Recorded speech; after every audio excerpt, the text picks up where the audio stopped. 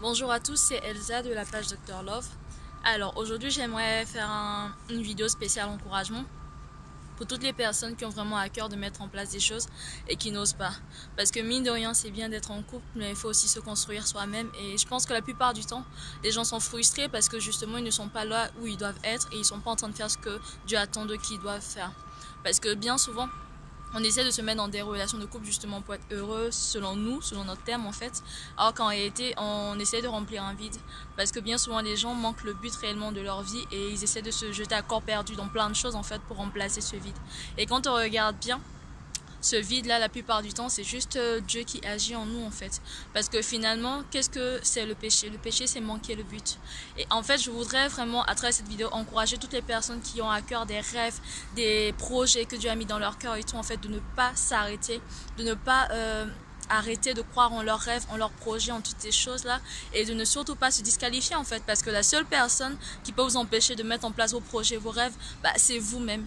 Et la plupart du temps, quand j'entends les gens parler, en fait, ils parlent d'eux-mêmes du style non, je ne suis pas capable, non, je ne vais pas y arriver, non, je ne peux pas le faire, alors qu'en fait, vous avez tout en vous pour y arriver. Et finalement, la Bible nous dit que Dieu se plaît à utiliser les choses viles de ce monde pour pouvoir confondre celles qui sont fortes. Il se plaît à utiliser les choses folles de ce monde pour confondre les sages, en fait. Donc Dieu va vous utiliser avec vos faiblesses, avec vos impossibilités, avec les choses qui sont en vous, qui vous caractérisent en fait, et qui font de vous ce que vous êtes.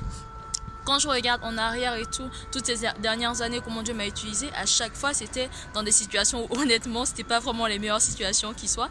Et pourtant, Dieu n'a pas regardé à ça pour pouvoir m'utiliser, pour pouvoir bénir les autres, pour encourager les autres. Et je crois que vous êtes des sources d'encouragement puissantes, que vous pouvez changer votre environnement, que les gens n'attendent que ça, en fait. Il y a des choses qui sont en vous, qui doivent sortir, vous devez atteindre votre plein potentiel, en fait. Il y a des choses que vraiment, il n'y a que vous et vous ceux qui peuvent le faire, parce qu'il n'y a que vous qui avez ce rêve-là, il n'y a que vous qui avez ce potentiel précis justement. Et la Bible nous dit justement dans Matthieu 25 verset 20, elle nous parle de la parabole des talents, qui disait qu'il y a un homme qui est parti en voyage et cet homme en fait représente Dieu et il a remis des talents à plusieurs personnes. Et à l'époque les talents c'était de l'argent en fait. Il a remis 5 pièces d'or à une personne, 2 autres pièces et une autre pièce à une autre personne, et celle qui avait une pièce elle a enterré ce talent. Celle qui en avait 5 elle a fructifié, elle en a eu 10, et celle qui en avait 4 elle a fructifié, elle en a eu 8.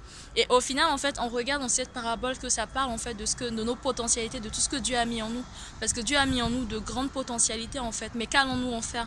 Est-ce que nous allons les utiliser ou est-ce qu'on va les endormir? Est-ce qu'on va se dire bon, j'ai des potentialités, il y a des choses que je peux faire, ou est-ce qu'on va se dire bon, c'est pas grave, je peux pas le faire, et à la fin on partira et quand on mourra on va se dire Seigneur, voilà, tu m'as béni, merci, voilà, amen, voilà, et sans plus. Alors qu'on était appelé à écrire des livres, on était appelé à changer des vies, on était appelé à faire des conférences, on était appelé à transformer la vie et la mentalité des gens, on était appelé à faire tellement de choses, mais finalement parce qu'on a eu peur, on n'a pas osé le faire. Et franchement il faut qu'on abatte tout ce qui est les géants de la peur, les géants de l'intimidation, les géants des doutes en fait qui nous empêchent de mettre en place des projets qu'on a à cœur. Et ça c'est tellement important. Vous devez persévérer quoi qu'il arrive, ne lâchez pas. Il faut aller jusqu'au bout de vos projets. Il n'y a que vous qui peut vous empêcher d'atteindre vos objectifs et vos buts. Parce que la seule limite de vos rêves, c'est vous-même en fait. Aussi loin que vous pouvez porter vos yeux, vos regards, et aussi loin que vous avez des projets que vous voulez mettre en place, n'hésitez pas en fait à le faire. Il faut aller jusqu'au bout et il ne faut pas hésiter. Franchement, le mieux, je me dis, c'est pas de se dire oui, j'ai pas de rêve ou quoi que ce soit, mais rêver aussi grand que possible, parce que cela est possible de le mettre en place.